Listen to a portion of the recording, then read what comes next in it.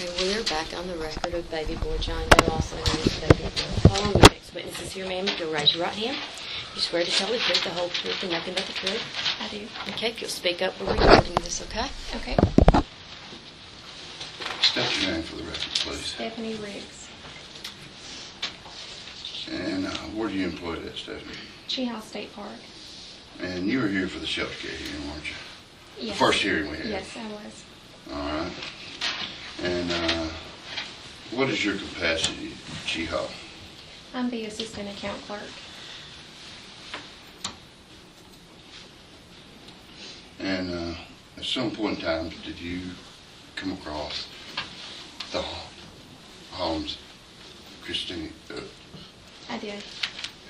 I may not be saying that right, last name right. I apologize. And can you tell us about how you become acquainted with them? It started out, there was a mistake with their credit card over at our restaurant, and I was called over to fix the mistake. They were overcharged. Okay.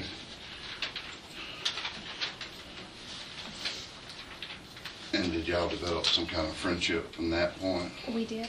Okay. And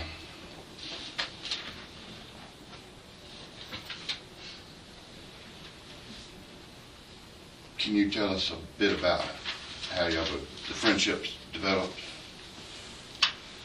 I brought them some baby clothes whenever I found out their plans on how they wanted to deliver the baby and everything. I brought, and that they were living a minimalist type life. So I brought them some baby clothes, diapers, blankets, things like that. A Moby wrap, which is something you use to carry your baby in, and had a conversation with them about the plans and everything, and it just kind of went from there. Okay.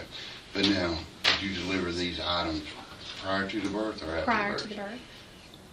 Okay, because I was thinking we at Shelter Care, you had testified that you had lined up a lot of donations for them for when they brought the baby home. We did arrange some donations for them. I'm trying to remember exactly when we raised the money. I can't remember now. There's so much has gone on since then. The money was raised, I think, yeah, after the baby was born was when the money was raised. Okay, but you're saying you already had these donations prior? The donations I had came from, the ones that I brought them the night that I really kind of struck up a friendship with them came from me. They were my baby clothes. I had a girl, I had a few boy things that somebody gave me, and the blankets and stuff. So those were actually mine at that point. And then as the friendship progressed, that's when I received other baby items donated for them, and when money was raised and things like that. Okay. Tell me about, if you don't mind, I think you had said in the other hearing that you met them at the restaurant for the first time. I did. And then you went out of town on vacation for... Yes.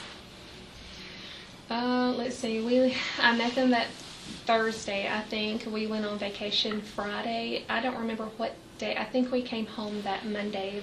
My kids were out of school that Monday, so we came that Monday so that they could go back on Tuesday. Okay. Do you know when the baby was born? Objection, irrelevance to see where this is going. Or Okay, relevance as to what part of her testimony?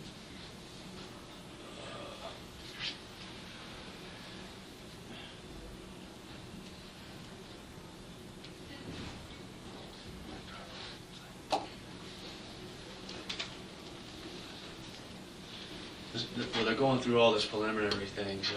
What is it for? What are they trying to point out to people? Mr. Hamlin, I think you can rephrase your question and make it a little more clear. Okay, yes, ma'am. All right. So you met them for the first time on a Thursday at the restaurant, is what you testified to? Yes. Okay. But when do you think you gave them those donations? Did you have them in your car that day? No. Okay. No, because we had no idea that the baby was going to be, that this would have happened, so we had no reason to raise money at that point. Gotcha. or even the donations you personally gave? I gave those to them that night, the night that I met them. Okay. Those few baby items All right. from my own personal. Okay. And I'm going to cut to the chase because I know you had said that you've got a daughter at home that has a pencil problem. Yes. Okay. Tell us about the transaction with the trailers. Did you help them buy a camper, or were you helping them buy a camper? The day that the camper came about, they were needing something fast. Mm-hmm. We had arranged a camper for them to rent. It ended up falling through. The guy that was renting it decided that he wanted to live in it, and so it completely fell through. So we scrambled around making phone calls trying to find something. We lined up a trailer to look at, and it was not decent at all. And I had also heard about another camper that was for sale. So we went and looked at the trailer that wasn't in very good shape. And then we went and we looked at the camper, and there was no water or electricity hooked up to it or anything, but it looked better than what we had just looked at, you know. So that's how the camper came along. And were you taking them to each of these designations? I did. Yes, okay. I did. And but you had testified at the first one that you had already had a prepaid, fully furnished place for them arranged to go to. Did you Yes, not? I did. Yes, I did. And it was actually that night after court when the guy, he got into it with his wife and decided that he was leaving her and was going to go stay in the camper. So he called me that night. Hey, I got the money. That was $300, I think, for you. He said, I still got the money for you. That's not what he told you. That's hearsay. Oh, okay. It just no longer was available. Yeah, it fell through. Okay, so, but I think you testified it was your father-in-law? It's my biological father. I'm adopted. Okay. It's my biological Okay. father. All right, so, and I think you also testified that y'all hadn't received any of the physical donations, diapers, blankets, bottles, cribs, and everything at the other hearing, that y'all were going to pick them up as soon as they got the baby back. Yeah. Okay. Now, there was an $800 camper that was to be purchased by the Holmes. Mm-hmm. What happened with that camper? At the time that we went and looked at the camper, there was only $600. And so it wasn't enough to buy the camper. Okay. What happened to the camper? I ended up calling my husband, us using Christmas money that we had saved to buy the camper. Okay. And do you know if the Holmes ever bought a camper with the donations? I heard, but I don't know for If sure. you don't know, then that's fine. As a result of you buying the camper, did their attitude toward you change? It did. Okay. Tell what happened. They started thinking that I was part of the conspiracy that was going on surrounding them. And they said that I used the money that had been raised to buy the camper for myself. Okay.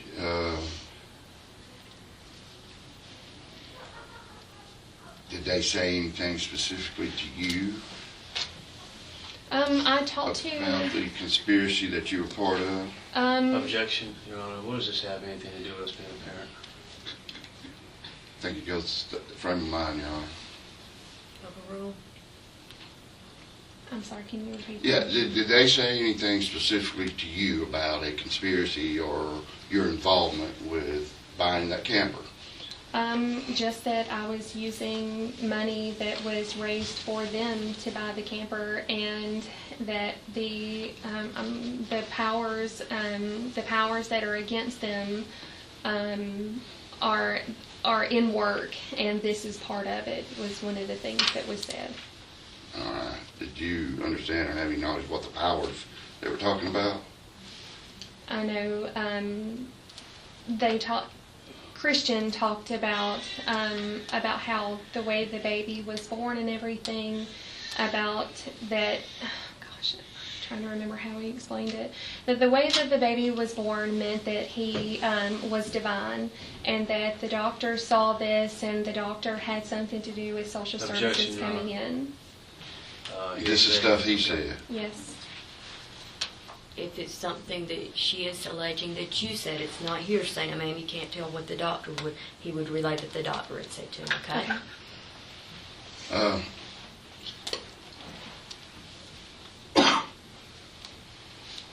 So Christian said the way the baby was born was divine. Yes. Okay. And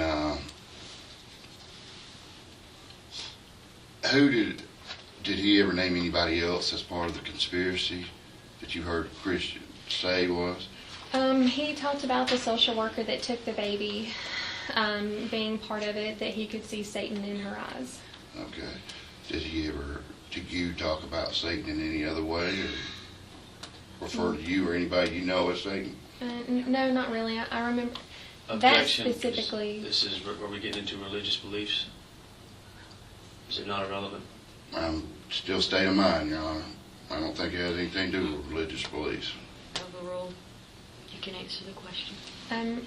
From what I remember, it was just specifically the social worker that took the baby. They actually both said the same thing about seeing Satan in her eyes. So, Ms. Holm said that. She also. did. She did also. Yes. Okay.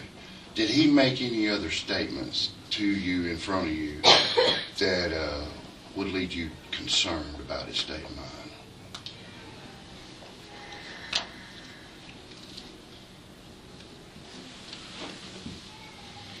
He talked a lot about this being a conspiracy. He talked a lot about the visions that he had and things like that. And it was during that time when it became more about the visions and the conspiracy and less about the baby is when I really became concerned. It was at that point that I became concerned. Everyone has religious beliefs, you know. When it's less about the baby and more about the beliefs is when I became concerned. Okay. Did you ever hear him say anything about eagles and that a prophecy was coming true or anything such as that? Oh gosh, the night before we went to look at the trailer and the camper, he had suggested that I look at his Facebook. So that I could see his revelation of his spiritual awakening was how he said it. So that night, I thought, hey, I'll look, you know. And his latest post was about an eagle spreading its wings and taking flight. Didn't understand any of it, you know, but whatever. And then the next day, we were in the car, and we were leaving the mountain, and we passed a motorcycle group with eagles on their backs. And Danielle turned to him and said, "Did you see that? They had eagles. They had eagles on their vests." And he said, "No, I didn't see that." And she said, "Well, you know, maybe that was it."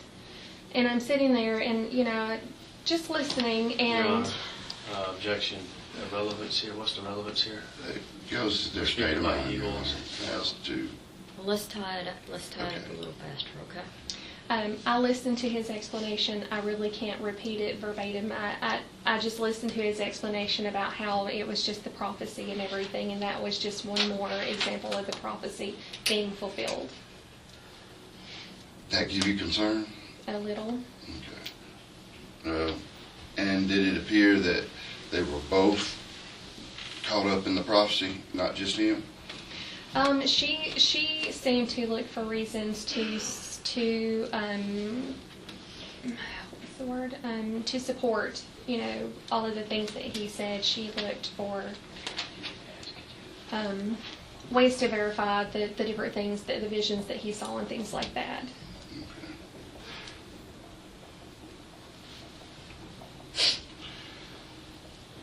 Let me back up to the fact that you were giving them the donations and collecting donations for them. Did they ever tell you they did, or what they did or didn't have, or did you ever come to find out what they did or didn't have before y'all started collecting? Preparations made for the child Like a baby stuff specifically? Yes. I asked. And They told me that, you know, they didn't really. She said that they had a couple of onesies and a blanket before the stuff that I brought them. Is what they told me all that they had. did you ask them how they were going to provide for that? No, at that point it was more, I was more focused on moving forward. I didn't question, you know, it was, okay, well, this is what's happened. Let's see what we can do to fix it and move forward. Okay. So they didn't say God would provide or anything like that? I can't think of a specific, you know, instance when they said that. Okay.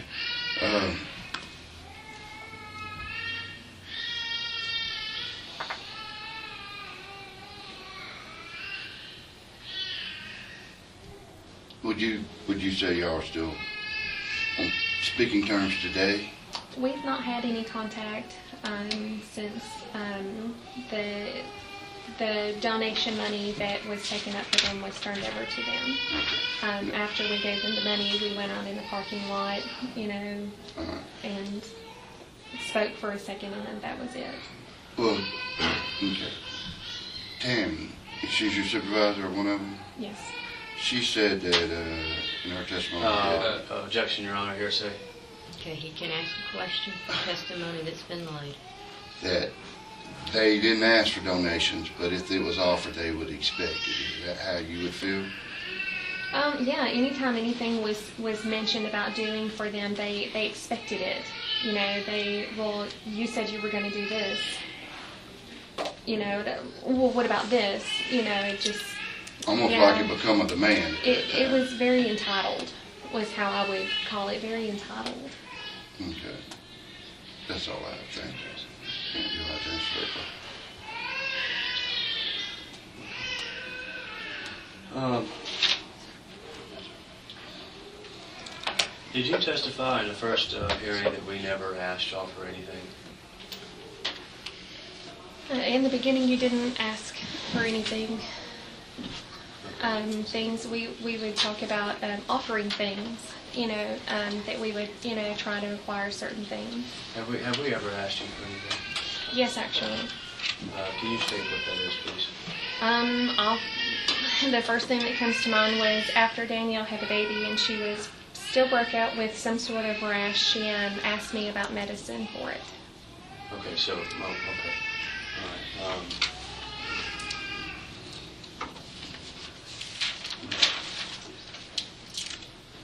Is that all? That I can think of, yes. Okay. So pretty much everything was offerings. Yes. Okay. All right. Now, when you did you approach me about using the donations that to buy a camper that Tori had offered for us to get? Yes, I told you about the camper. Okay. All right. And at the time, you stated that there was only $600 for that that was accessible, right? Yes. Okay. Do you recall that Rob that donated a majority of the money said that he had the rest of it covered to get that camper? No. Okay. Do you recall in the meeting that we discussed that? And keep in mind now that things in today's time can be recorded. That we discussed. Judge, I'd object to that. Judge, He's yeah, banning question. about things can be recorded. I don't know if that's a question or not. I'll rephrase it. Can you keep? I mean, do you recall that when we discussed that in that meeting, that there was enough money because Rob said he would cover the rest of it? At the time that we bought the camper, Rob had not said anything about having the money. Rob had brought me $400 from his family to put in with the $600 that I had on hand. Okay. But that's all the money that was available at the time when I bought the camper. All right. Do you recall the discussion that we had between ourselves in that meeting that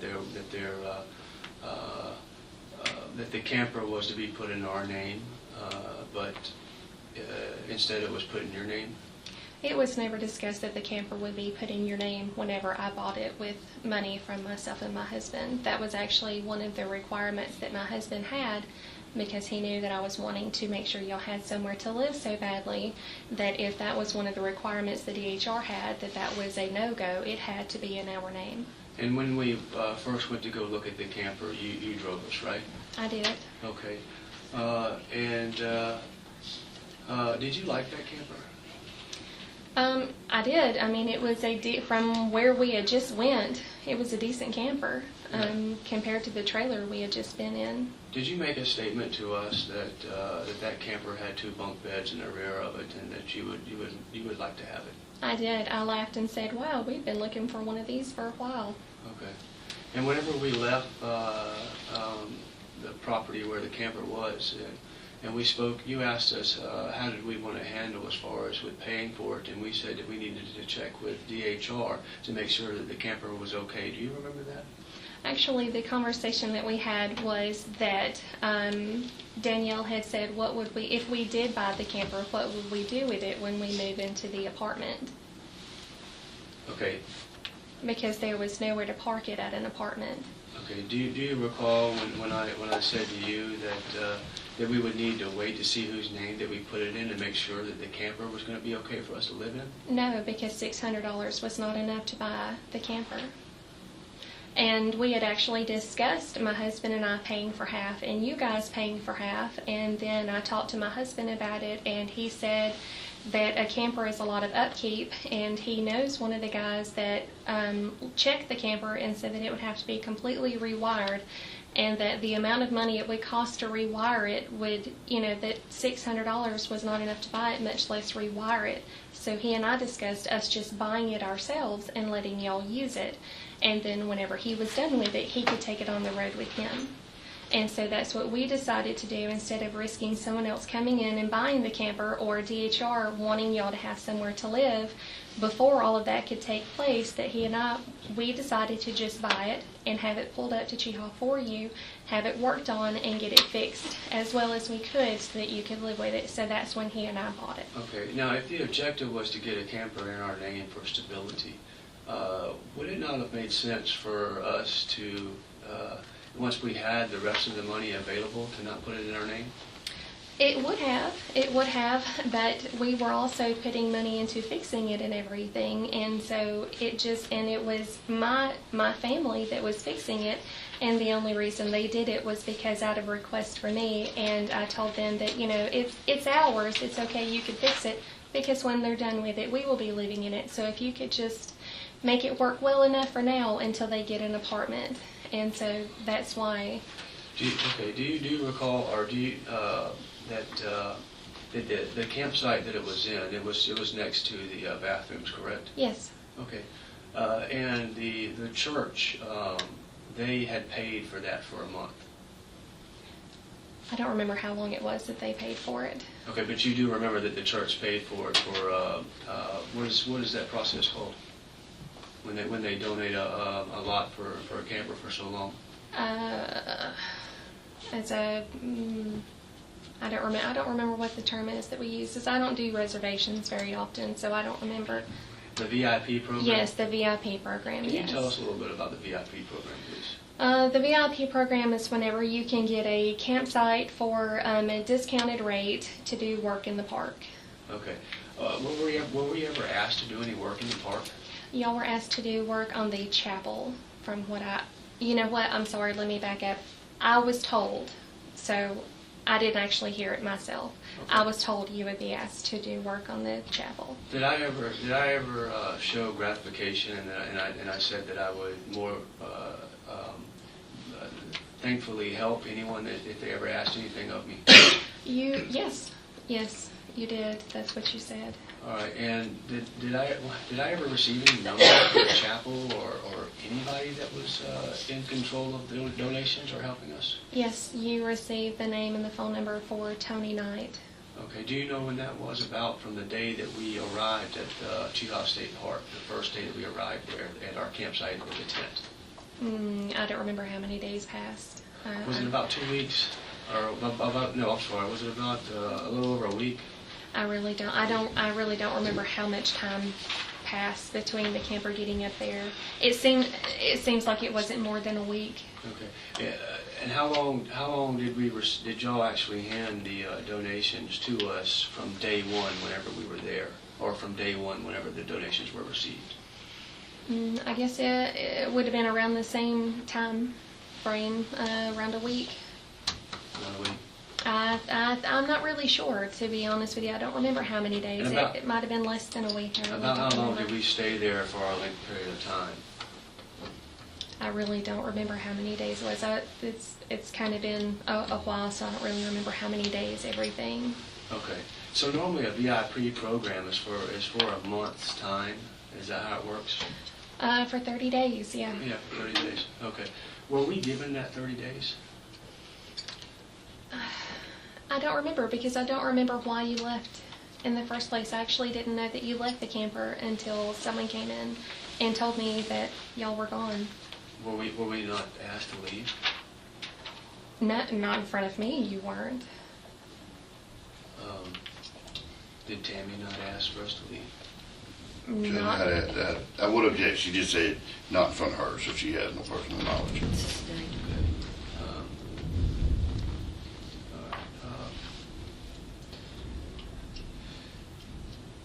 From your own opinion, is it wrong for people to have different beliefs? absolutely not. Okay.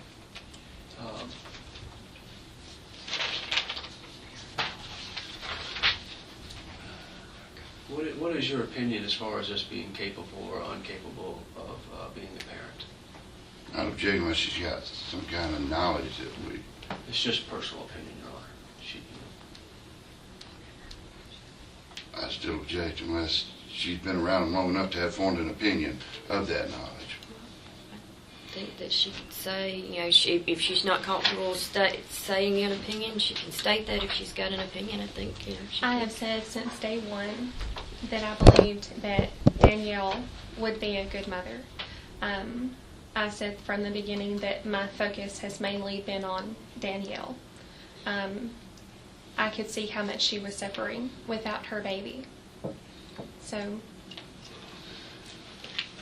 Okay. Do you have something against me as character and or a male? Should have to object that for that relevance right there. She had something against him. Your Honor, she just directed her conversation at my wife, and I'm trying to find out why she doesn't feel the same about with me. That's all. Overrule, go ahead and answer if you can. Your focus wasn't on the baby during our conversations. Danielle's was, but yours wasn't on the baby. That's when I started kind of wanting to separate myself from the situation, because you were more focused on your message than you were the baby. Okay. Now we've already discussed that people can have their beliefs, and you understand that. Absolutely. Okay. Did I not ride with you to go look at a camper for our child? You did. Did I not get a ride from, was it your daughter all the way to Montgomery? My daughter's boyfriend. Yeah, for our child. Yes, you did. Did we not have multiple events where I've been with you and fighting for our child? You were with me during every time that I took y'all somewhere. You were there. So I did fight. So I was fighting for my child. You were there. And yes, you were fighting for your child. You're fighting for him now. Okay.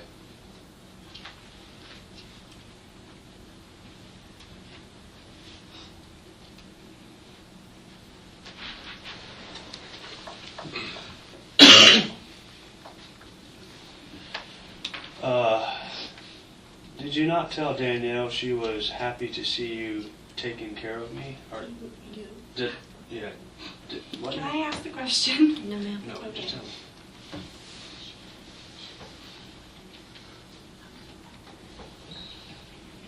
Okay, did you not tell Danielle that you were so happy to see another man like your husband taking care of her?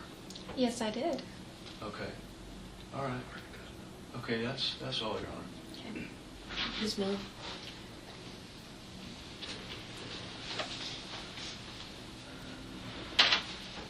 Did you ever go to the Holland's campsite located behind the pavilion? No, I did not. you never saw what their accommodations were when they were at the campsite. No, I did not. When you testified that the Holmes were living in a camper, I guess at some point after the birth of the baby, was that in fact your camper, the camper that we were talking about? The first camper, yes, that was my camper. Okay. So after you bought the camper, you actually did allow them to live in the camper? Yes, I did. Was any type of rent charge? Were they living in free? Free. It was free. You also mentioned something about apartments. Yes. What apartment, or what are you aware of anything relating to apartments and then moving to an apartment? There was a discussion plans. I'm not really sure how to put it. That as soon as an apartment became available, the low cost housing in Clay County, as soon as one became available, that was a place for them to move in.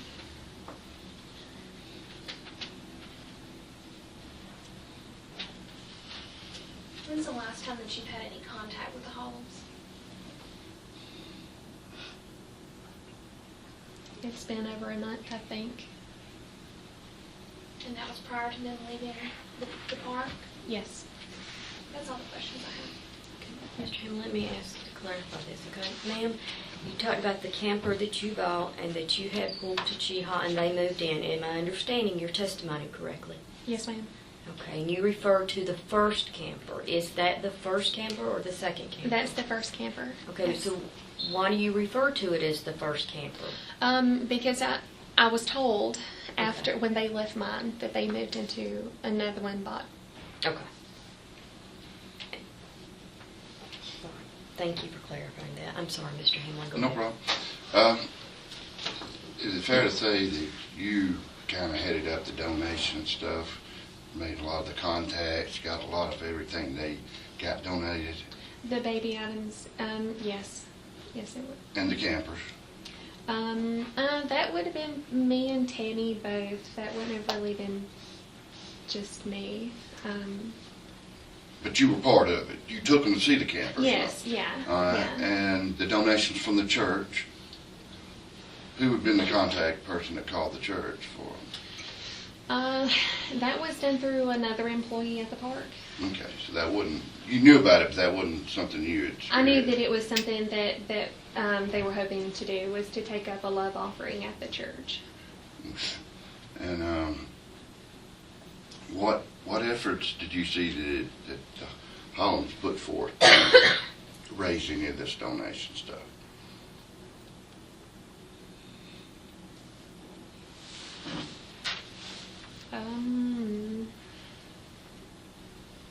I don't remember any. I don't remember any. That's all, question. Thank you. Mr. Holman? Do you remember the backpack that my wife would carry, the green one that had all the baby clothes in it? Actually, I remember you carrying it most of the time. She had just had the baby, so I remember you carrying it. And we had some baby clothes or items in that backpack. I don't know. I never looked in your backpack. I don't know. Did my wife ever speak to you about us having some clothes for our child? She talked about two onesies, and I remember them being onesies because she said the little body suits, and she held up her hand, and I laughed and I said, onesies? And she said, yeah. She said, we have two of those and a blanket. So we did have clothes for our child at the time. Mm-hmm. Okay, so we were prepared at the time for our child. With two onesies and a blanket, yes. Okay. All right. Did DHR call you, or did anybody call you on the phone and say that we are dangerous? Say that you were dangerous? No. No. Did you call anyone and say to them that we are dangerous? No. You didn't call Rob's father, Dan, and say that we are dangerous? I called and asked him if he thought you were dangerous. And what did he say? He said no. He did not believe you were dangerous. Okay. And so I actually followed up with a call from the DHR worker to make sure that, to make sure that she did not think you were dangerous also.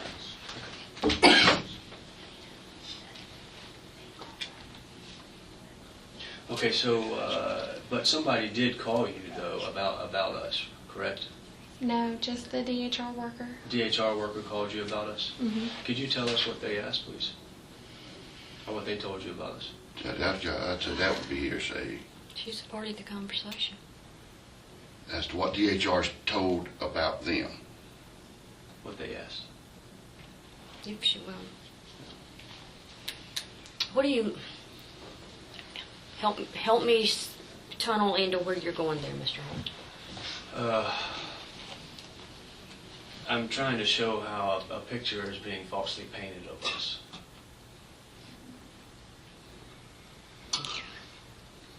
If that makes sense. Am I saying that correctly?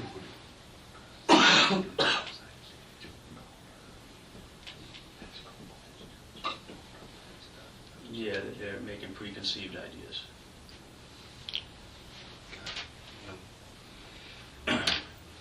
Just think that where he's going with it is maybe DHR called this witness and made some allegations that weren't true, or asked questions, trying to elicit information that may not be true about the Holmes. Okay. So basically, let me make sure I understand this.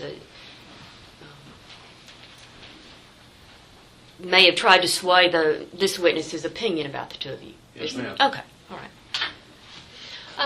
That was mostly my own misunderstanding, because she said that... I object to anything the DHR witness said, Your Honor, her testifying to what was said. I mean, if she wants to say that she formulated an opinion off their conversation, that would be one thing, but I don't think Your Honor, we're just she trying can to get the truth of the testify phone call. that to what they specifically said about I her. think you can say, what you formulated your opinion. And if at one point in time your opinion changed from A to B, Okay, so... if it did. So I can say what she said that caused me to formulate the opinion? I misunderstood the conversation, basically, which is why I kind of wanted to take a step back and talk to Mr. Keith. Mr. Holm, I'm sorry. To Mr. Keith, Okay. the conversation that he was talking about. Okay. Did your opinion about me change with your conversation with DHR? No, it didn't actually. It was more just making sure that I wasn't wrong. I didn't think you were dangerous. And so I wanted to make sure that my opinion of you wasn't wrong. Okay, and where did this opinion come from, please?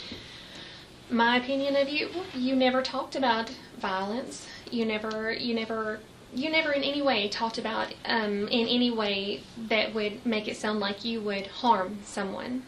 So that's where my opinion of that you weren't dangerous came from. But you felt as that I was dangerous, though, so I'm trying to find out where that No, came I'm from. not saying that I thought you were dangerous. I was calling Mr. Keith and asking his opinion as to whether you could potentially be dangerous.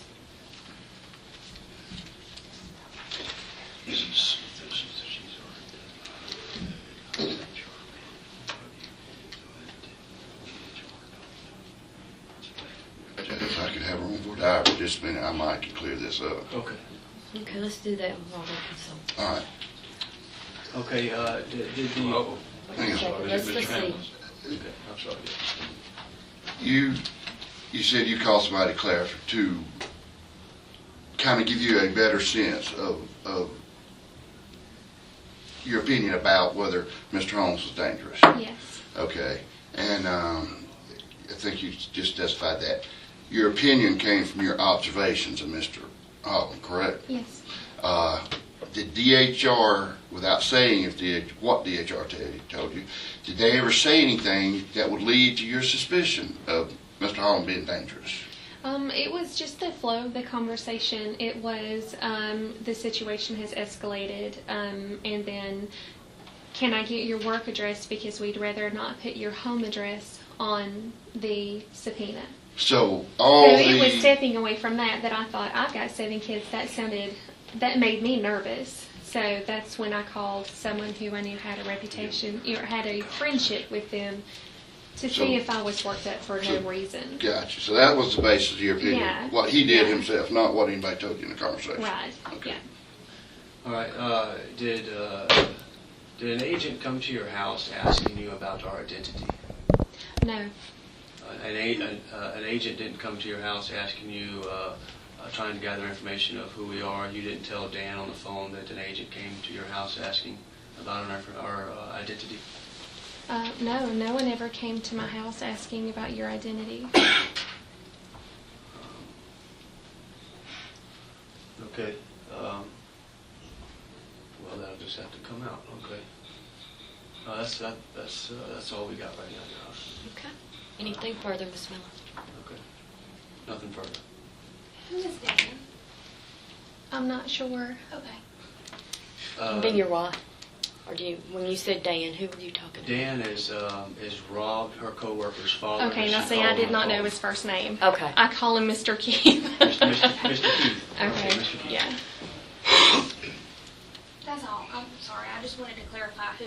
I thought it was a short name for Ms. Holm. So, okay. Thank you for clarifying that. All right. So, anything further, Mr. Hamlin? All right, may this witness be excused? And with that, it is 12:37. Must convene back at 1:30. Okay, we'll stand in recess until then.